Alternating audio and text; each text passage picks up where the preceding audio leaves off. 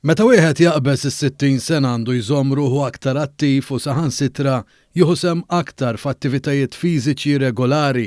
L-eżerċizzji jservu ta' benefiċċju kbir fil-ħajja ta' kull wieħed u waħda minna. Aktar ma wieħed jikber, aktar il-mobilità issir importanti.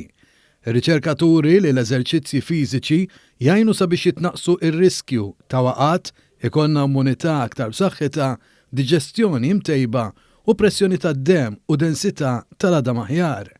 L-eżerċizzji jgħinu wkoll sabiex jissaħħu il-muskoli ta' ġisimna. Li wieħed ikun attiv ta' ċerta età jgħin sabiex jonqos ir-riskju ta' mard bħal Alzheimer, id-diabete, l-obeżità, il-mard tal-qalb, l-osteoporosi u anki ċerti tipi ta' kanċer. Fil-Melliħa, il-Ministru għall-Anzjanità Attiva, Joe Etienne Abela, flimkien mal-Anzjanità Attiva u Kura fil-Komunità, inawgura proġett b'investiment ta' 11,000 euro f'tamir ta' ġim fuq barra li jkonsisti fi steering and arm wheel u pedal chair fid-djar tal-anzjani tal-Gvern. L-an prinċipali ta' dan l-investiment huwa sabiex l-anzjani ikunu jistgħu jibqgħu jagħmlu l-attivitajiet tagħhom ta' kuljum mingħajr ma jsiru dipendenti fuq ħaddieħor. Il-proġett li mistenni jibda jitħaddem fid-djar tal-anzjani tal-Gvern fil-Most tal-Melliħa l-Imtarfa u l-Furjana huwa maħsub li jitkompla fid-djar tal-anzjani kollha tal-Gvern.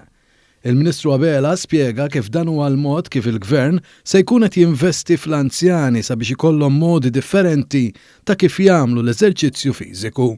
Il-Ministru Abela sostna li l-għan ewlieni tal-Gvern huwa li jitrasforma l-soċjetà tal-anzjani minn waħda ta' dipendenza għal waħda ta' anzjanità iktar attiva. Dan kollu jgħin biex tingħata aktar indipendenza u dinjità f'dan l-istadju fil-ħajja tal-bniedem. Il-Ministru għall-Anzjanità Attiva żied jgħid li meta wieħed javvanza fis-snin u jgħix ħajja aktar b'saħħitha, itejjeb il-benesseri tiegħu bħala anzjan u saħansitra itawwal il-ħajja tax-xogħol filwaqt li jipprovdi inċentiv għad tkabbir ekonomiku. Barra minn hekk, inaqqas il-pressjoni fuq is-sistemi tas-saħħa u l-għajnuna soċjali tal-pajjiż.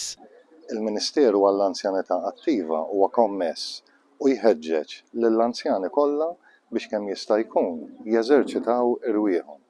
Nafu li l-eżerċizzju fiżiku ħajħalli benefiċċji fuq is-saħħa mentali u fuq is-saħħa in ġenerali tal-ġisem.